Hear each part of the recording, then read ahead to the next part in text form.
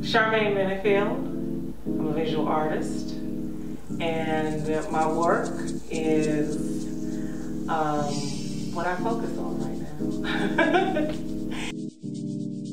now. I believe that if we respect our mothers, we'll respect ourselves and society, and that has guided my choices in the content of my work. And so as my work evolved, I incorporated those influences into the work and found myself also journeying to the ancestors themselves. I wanted to reverence them and tell their story, specifically women in my history, but in the history of African American culture in the United States, and look at how our ancestors were organizing for change and creating institutions and claiming their places in society. Even our own ancestors, how important it was to create community and project positive images for ourselves, for our children, and therefore ground ourselves in society. So I thought how best to do that but to create these monuments to our ancestors, to remind ourselves of our greatness and project that prayer into our future. And that's what the New Freedom series is for me.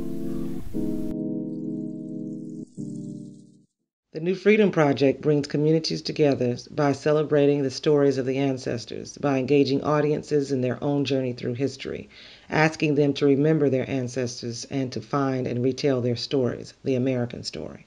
The New Freedom Project remembers the Beacon Hill community in Decatur, Georgia. Invited by Mayor Emeritus Elizabeth Wilson, the New Freedom Project remembers the rich African American history of Decatur. Partnering with the DeKalb History Center, the City of Decatur, the Decatur School Systems Foundation, the Decatur Arts Alliance, the New Freedom Project will engage communities by inviting contributions of original archives, materials, and ancestral images. The New Freedom Project will result in a site-specific installation, new work, and an acquisition for the permanent collection of the City of Decatur. This project will also connect to the history of Agnes Scott College as the primary employer of community members in Beacon Hill over its 125-year history.